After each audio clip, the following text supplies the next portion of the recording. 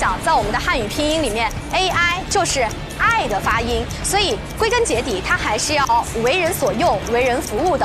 而且在今天刚刚的探馆过程当中，我们其实发现 AI 它不再是离我们非常遥远的那些遥不可及的数据、代码，或者说一些非常晦涩难懂的专业名词和模型，它反而变成了哦，交接时间都过了，发生什么事了？不是他们没有确定的接头地点吗？总有联系方式可以找得到吧？你们跟他们确认好的哈？对，确认好在这边。主要看你的需求是什么，它就会有什么样的一个反馈。过了1分半了。再来看一下大家的弹幕评论啊，因为今天在我们的直播过程当中呢，其实我们是实施的和大家来进行这场直播的分享。但是唯一的就是你看，黄真始终表情是很淡定的，对，就没有什么变化，表情管理还是很好。他真厉害，他真厉害，一直在说没停过。庞征真的，人还没来是吗？对，王玉，这个时候你应该去找他。我去找。你把他们带过来。和我们的东方卫视，我们共同为大家去精心准备的文创产品，在我们今天的活动现场来送给大家。所以，如果您现在是我们看看新闻的用户，也正在观看我们的现场直播，赶紧来到我们现在所在的位置，是位于北电数智以及国家电网，还有全域 AI 的这样的一个中心的集合区域，在一个十字交叉路口。如果您现在正在看我们的直播，赶紧来。是已经超时了哎。还没找着他们。不，你们相互找是找不到的，实时定位呢开一个。可能因为各种各样的原因，可能没有办法及时的来到现场去亲眼的观看。那今天现场直播，我觉得就是一个非常合适的方式。找到了。我们接下来带着我们去看一下我们的同事到底在哪里啊？我们接下来呢就要把镜头交接给我们的下一组同事了。现在应该是找到了。应该是找到了。让大家虽然身在线下，但同样能感受到我们今天这场盛会有多么的热闹。那接下来我们就要准备把镜头交接给我们今天的下一组。杭州已经迫不及待了。同事了。要给下一个已经说了4、5遍了。我们通过镜头已经发现，我们的看看体验官今天好像变化了一种身份和状态，他正在干什么呢？我先来采访一下。你好，你好，请问你叫？你好，我是仿生机器人瑜伽。终于找到，就跟像机器人一样。可以。请你帮我别麦帮你把麦别好。那接下来的舞台，你能够一个人去独立的完成吗？别麦，太可爱了。挺好的。没问题。看来他已经用行动回复了我。那我们接下来把镜头交给我们的同事，看看体验官瑜伽。大家好，欢迎来到救命！我腿都软了。你知道我当时，我找也找不到你，我找也找不到他，我真的快急鼠了。我一直在里面，我把我所有能说的话全都说了，腿都软了，你知道吗？找不着人。没事儿，但我们完成了。太辛苦了。没有，我们没有找到他们的位置，这是我的失误。我们应该跟他过一遍，但当时来不及，失误真的来不及了。那个，而且他那个大的名字跟小的名字写的不是同一个名字，我刚才顺着过来找了好久。所以下次我们还是要留更充足的时间来过这个。我感觉至少咱们要把这个路线走一遍。我们回我们的终点拿东西吧，然后去复盘一下。哎呦，我的庞征哦！庞征还挺厉害的，20分钟啊，真厉害。踩点的重要性啊！这里面确实很大，难为你了，庞征同学，真的难为你了。这15分钟撑下来不容易，就是还是很有观众意识的。就是说，如果这个事情是由于别人的工作失误造成，他现在来救场，他做得很出色。但问题是，这个失误是你们俩自己造成的。大家好，欢迎来到2025世界人工智能大会。哎呀，帅！但我不是仿生机器人，我是林雨佳，我是看看新闻的体验官林雨佳，欢迎大家。那刚刚我的朋友们肯定在大家，他们还是有创意啊，很全能，人演也演得很像。15分钟等这一个开场值。我们先来给大家看一下我的朋友、我的同事给我布置了一个小任务。没错，上班人就是这样，都是带着任务来的。啊，我去拿一下我的任务。好，大家请看啊，本着不打无准备的仗这个观点，我就准备了这3个部分。在这个场馆内，我们将通过对基建类、制造类和服务类3类不同行业的探馆体验，来让大家沉浸式的观展。这是他们的一条线。对。那有一点是聪明的，就是我一上来先把我的这个结构打成一张纸，这个我有点意外，因为好像很少有记者真的会去这么做。我有一个任务清单。你可以感受一下，如果说你现在开始弯腰搬运的时候，你的腰背部是不会参与到发力的。就是先蹲腿，然后假装做一个搬运的动作。我试试啊，先蹲。哎呀，感觉对，因为你手上没有重物，感觉它把我一下提溜起来了。哎，我给侧面给大家展示一下啊，看我先弯腰，然后起。把它盘起来了。这个体验很深度，就比较好玩。就我完全抱着看热闹的心态，我也很想看一看。可看性很强。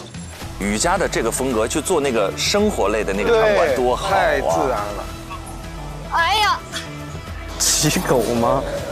骑狗。我有一种对，其实有种4轮车的感觉。对。但不知道大家小时候坐没坐过那个摇摇车，就是它会在广场里面到处游。就我觉得做的这个体感其实有点像摇摇车。我特别想去骑这个狗，感谢你带我骑了一次。就还是有亮点，因为这是我第一次看到人骑机器对，狗。我特别想骑，你知道吗？我特别想骑狗，我就想知道这狗到底能不能骑。我们负载可以达到100千克的。100千克。对，200斤。哦，确实啊，塌不了。好的，那像这个领域的，就这个机器狗，它和其他的机器狗，除了负载方面的一个承重，还有什么其他的方面的一些优势呢？其实我们这个呢，第一呢，它的刚才说的负载很大，第二个它的拉力也很强，它可以拉得动一个2.5吨的汽车。2.5吨的汽车。对。我是看到玉哥在举牌子吗？玉哥应该就是编导。控场。那非常感谢您刚刚跟我们的讲解啊，就整个的过程体验下来，真的体验感非常强。好，谢谢。非常感谢您，感谢您，谢谢。那我们也体验来看看我们的任务表啊，我们的任务表上面有3类：基建类、制造类和服务类。这个服务类，我相信大家肯定非常的感兴趣，因为我也很感兴趣。作为我们普通人来讲 ，AI 怎么运用到我们的日常生活当中，应该是我们每个人最关心的问题。哦，嘉宾来了。好，嘉宾来了。那在这里啊，我要给大家说一个小惊喜。今天在这个现场，真的非常的幸运。我在5到10分钟前，就在这个场馆的现场，我见到了我的一个线上偶像。哎，哦，这个是那个导盲犬阿尔法。对。啊，您好，宝哥，我关注您好久了。是吧？谢谢。哇，找到大 V 了。宝哥，我作为您的很长时间的一个粉丝，就是我想有一个小小的请求，不知道就我们下午可能会在这里有一个看看新闻平台的一个直播，然后我们可能就是在 H2这个展区，能不能到时候有幸能采访一下您？那先留个联系方式，到时候看看可以吗？好，太好了，谢谢你。如果是盲人的话，这可生发性就非常大了。对呀，机器人、人工智能能解决盲人的很多问题。它那个区域不是人工智能和产业结合嘛？对，可以奔人工智能健康。是大健康、人工生活服务。那我看看宝哥在哪里，我去寻找一下他，让他跟我一起去体验最后一个部分——服务类。宝哥，您准备上场了？哦，对，来，我带您走，阿尔法。走，来，您到这边。Hello。因为我觉得啊，在服务类这个大类里面，不仅仅要我们这些普通人能体会得到，特殊人群也要有普及和惠及。那嗨，宝哥，我在这里，你好，你好，那我给您别个麦，方便吗？可以，来。啊，谢谢。嗨，阿尔法。那还能找到这个人也不错。他在网上粉丝蛮多的，还上过我们节目呢。哎呦，李佳写的一个论文是关于视障人群的。哎，我对你这篇论文很感兴趣。对，这篇论文其实是我在本科阶段跟师哥一起做了一个有关于视障群体的研究。哎呀，对上了瑜伽，发挥起来，起飞起飞。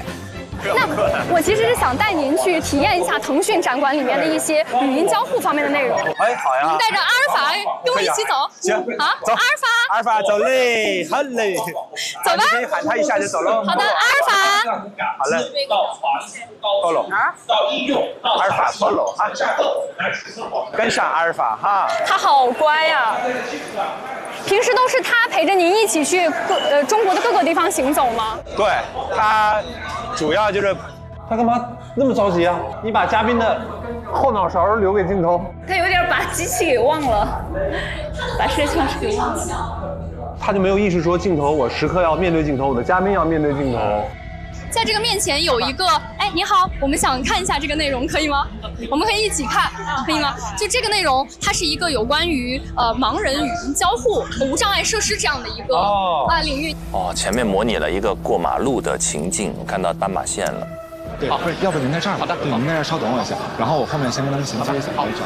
盲人语音交互、无障碍设施这样的一个领域，您之前有关注过这方面？我这手机一直都在用无障碍。对，因为我知道您肯定是一直在用它的无障碍设备。对。那您有尝试过，就是说拿它去进行一些？他来介绍啊。我怀疑他是不是想用这个，但是又没有找到可以介绍的人。就是没有打配合，就是应该一个人去沟通，一个人在那儿采访。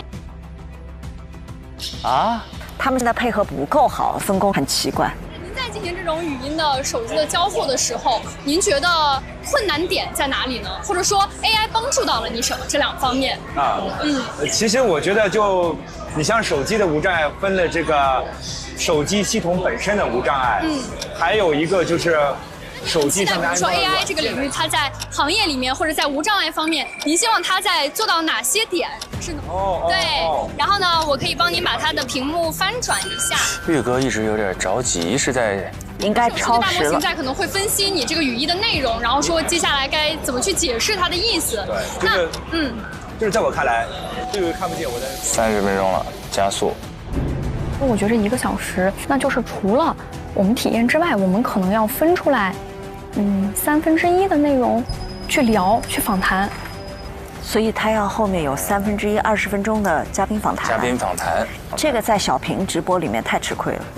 它时间太长了。大家奔着的话题是进去带你逛这个。对。是，它并不是深度了解，因为深度了解可以放在演播室来完成。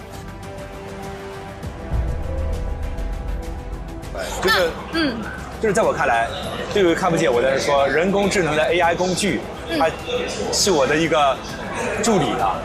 那我们接下来去再往前面的展区，我们再看一下前面还有一个阿尔法走了合影的内容。好，来吧，阿尔法。好嘞。阿尔法肯定觉得这一切都很新鲜。是。在你的右手边，这里有一面墙，它叫艾玛。你跟他说，请帮我寻找某某视频、某某内容生成什么，它可以直接帮您做到。这么厉害？是。这个叫啥？它叫艾玛。IMA。对，艾玛，它有一个2维码可以扫取。等一会儿，等采访完了，我带您来扫这个2维码，怎么样？我们一起下载一下，体验一下。他为什么不现在扫？为什么他采访完了再扫？他可能时间不够了，他马上要到了。这里有一个 AI 全息合影体验，我们可以一起跟阿尔法留上一张照片。哎，好呀，好吗？时间到了就带他去体验了另外一个。可能他后边还有一个呗，他就是知道剩的时间不多了，我一定要把我所有东西走完。张老师太善良了，疯狂帮忙找吧。那我们来合一张照片吧。好嘞。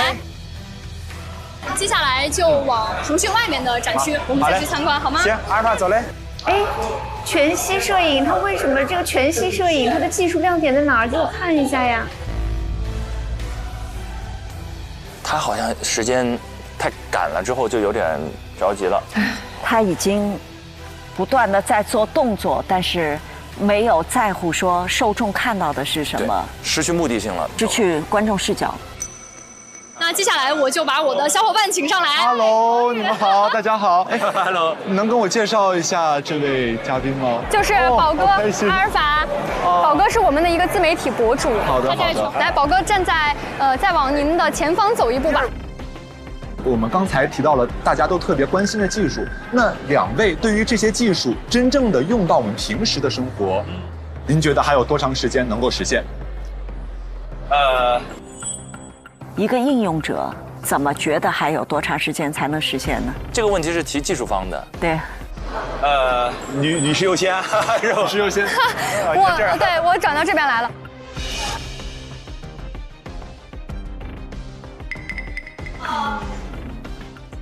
那么刚才我们说到了这么多智能穿戴、智能沟通，我们的互相的分享。那么这些技术，您如果去给它打一个信用分的话，您会从0到100，您打几分？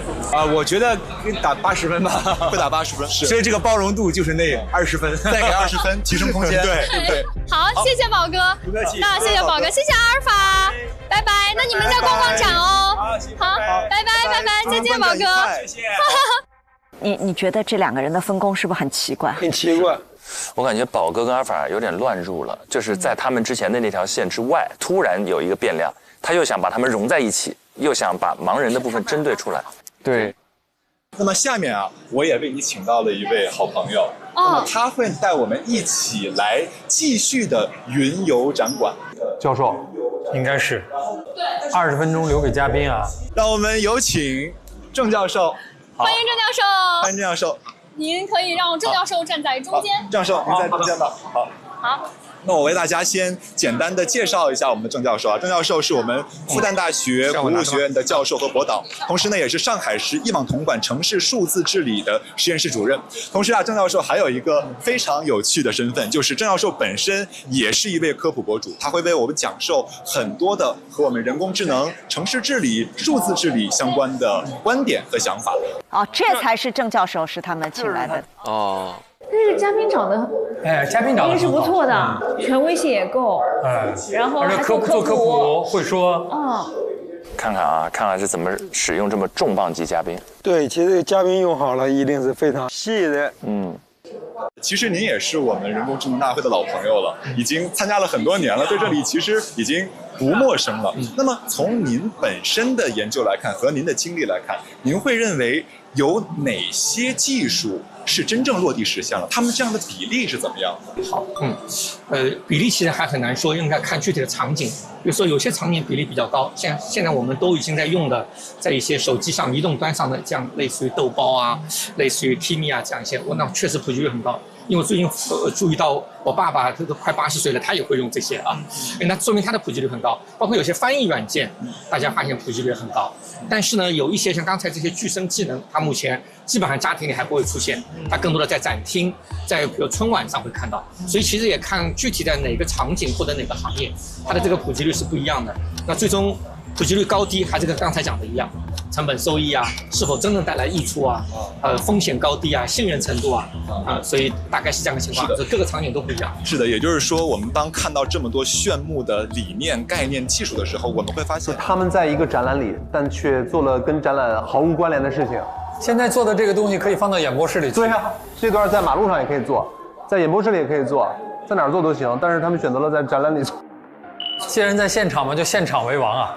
对吗？要我就是来行家，你觉得哪个是牛的？你带我看。对，就是这些展馆，哪些我们是看个热闹，哪些在你看起来特别牛。对，是的。反倒是他这种问题很难回答，他得替观众问，但观众不会问出那种问题来。是的，完了，你问题就很复杂。现场一定要有现场的价值。我们从这个整体的布局来看，行业布局来看，还有我们的真正的实践来看，以及这些实践过后的产品技术能不能跟我们每一个人相连？对，它能不能在我们的生活当中运用？对，它能不能对于我们的情感有这样的连接？然后雨佳现在在镜头里边，毫无意义，一言不发。你要不就不要在镜头里边了。这些都是我们在研究人工智能，我们在发现人工智能未来和探讨它的可能性的过程当中，涉及到的很多问题。其实我没有理解，就是这时候雨佳在镜头里的意义是什么？对，其实按照他们俩的分工的话，就是一个主控的时候，另外一个只做提醒工作。对。所以说我特别好奇，在我们所有的智能理念、智能技术提出的过程当中，有没有一个比较量化的投入产出比？您可以跟我们介绍一下吗？对，投入产出比其实量化的投入产出比，不是一个学术论坛，也不是一个圆桌。这个问题问的真的是，他这个问题，你说让教授怎么回答？投入产出比，你怎么说人工智能投入产出比？这种问题太大了。就我觉得对人工智能这件事情，在理解上都出现了本质性的偏差。现在很多我们刚才看到的一些技术啊、一些概念啊，它其实都是刚刚提出来的。那您觉得这样的结果在您的预料之中？我们可以看到有些这个智能设备很贵啊。以前呢，我们是闷着头搞自己的技术，现在呢，我们把怀抱敞开，我们把手张开，我们欢迎四面八方的朋友一起来跟我们。看不下去了。一方面我们在展厅里看到各种技术，另外一方面各方面的科技又逛回去了，就是他们就一直现在捋着这个场馆的边儿。其实您也是我们人工智能大会的老朋友了。一方面我们在展厅里看到各种技术，另外一方面各方面的科学家，对吧？他们一直绕场一周，就一直沿着这个边儿。他们已经忘了镜头这件事情了。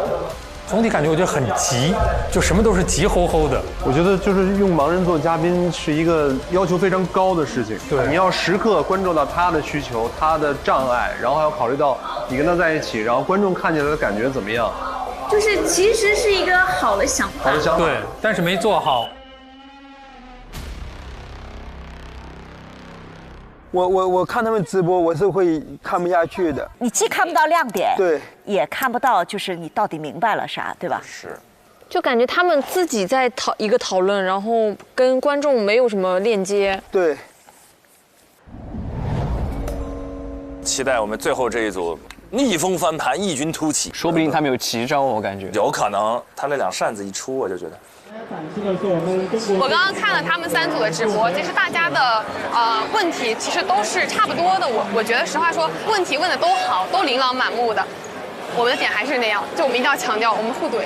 我说黄金矿工，反正就是我有什么梗抛出来，你要接我的梗，就算不幽默，你也得笑一下。我也一样，就算不搞笑，就算不搞笑，我也会说哇，这个场馆空调是不是开有点大？可以，可以，非常好，非常好，非常好，我相信我们。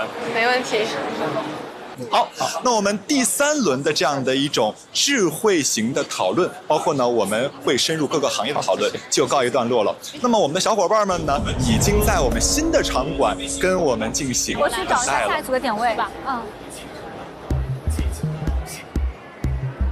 下一组的点位在哪里啊？我先去找我们那一组。